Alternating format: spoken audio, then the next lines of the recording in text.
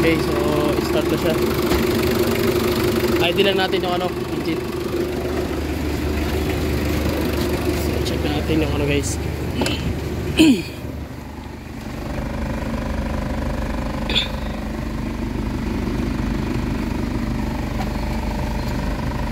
Okay. So pakiramdaman natin yung before.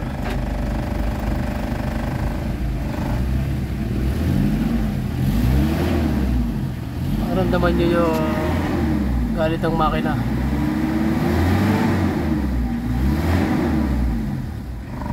So nasa 3,000 yung RPM yung galit ng makina. Okay, so ano gagawin natin? Kailangan natin ibalik yung galit ng makina into 1,500. So mostly sa mga adventure na problema is ganito, yung mahinangat. So ang takbo nito sa mga 80 na lang. So anong gawin natin? Maglalagay ito ng ating GT treatment guys para ma-address natin yung low power o yung tinawag na yung total delay, yung hina ng hatak ng makina. Okay?